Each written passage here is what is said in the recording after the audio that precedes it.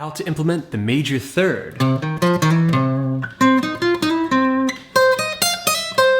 Into your blues rock minor pentatonic soloing. It's a simple trick that adds so much flavor to your playing. Check it out.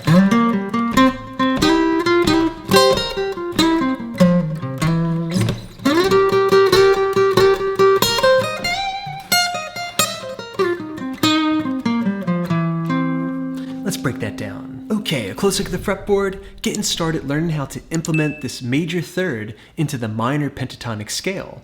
We're going to be doing everything in the key of C major. Okay, these tricks are going to be especially useful for soloing over top of major keys, like a 12-bar blues in the key of C, which will give us the chords C7, F7 or F9, and G7 or G9. Okay, so the first thing that we want to do is we want to find the major thirds that are available to us within proximity of the common position of our minor pentatonic scale in the key of C. Looks and sounds like this.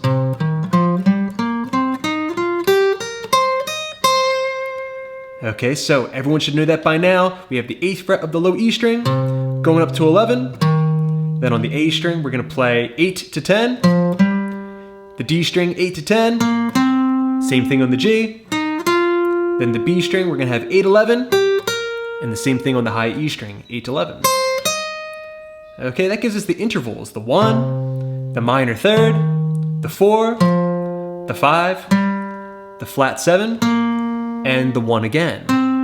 So it's very easy to guess where we're going to have that major third in proximity to that first octave of the scale. If that's the 4, then a half step back is going to be the first available major third we have. Okay, so try adding that into the scale.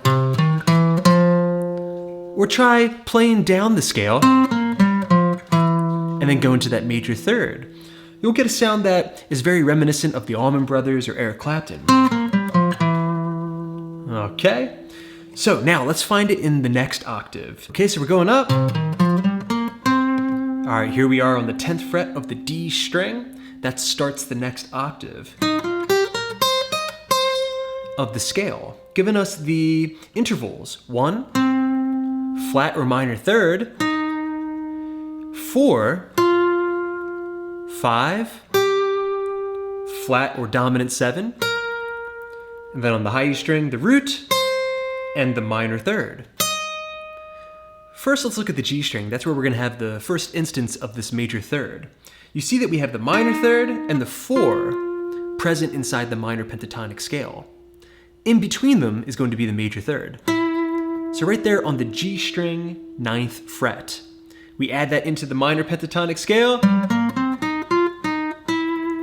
All right, and we have this nice warm tone right there.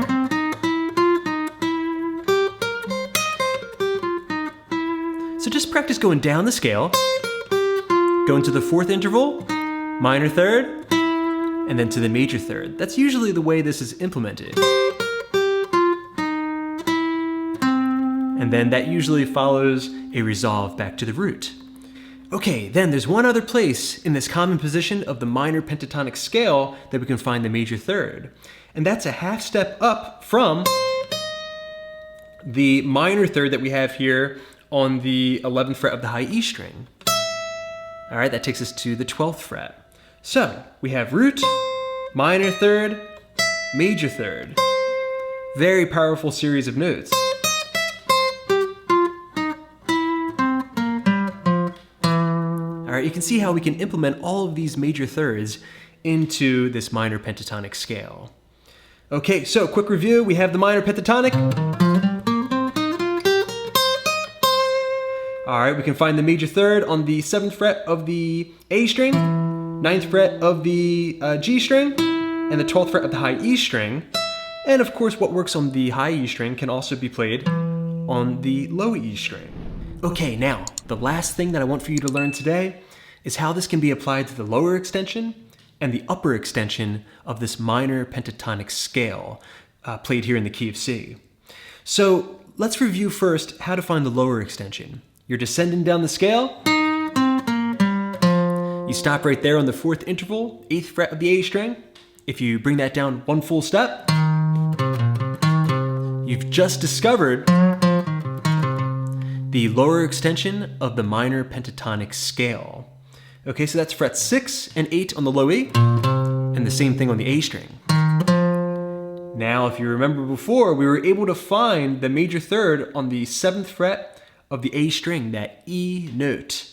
You just add that into the lower extension. All right, and now those run-of-the-mill minor pentatonic licks can become much sweeter. All right, see if you can play that lick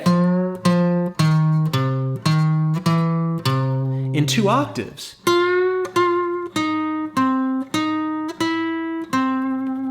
Okay, we're also going to be able to apply that to the upper extension of the minor pentatonic scale. Okay, so to find that, let's say you're ascending up the scale.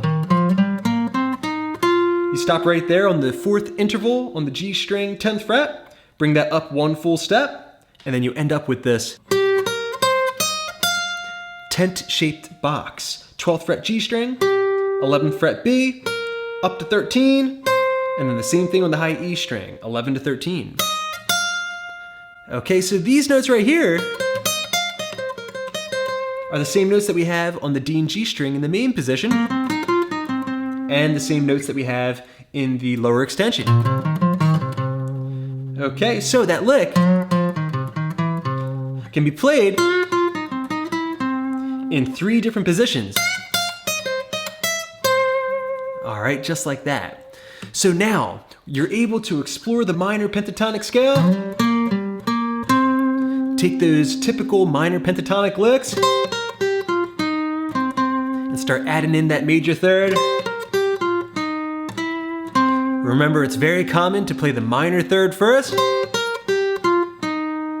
then go up to the major third before resolving.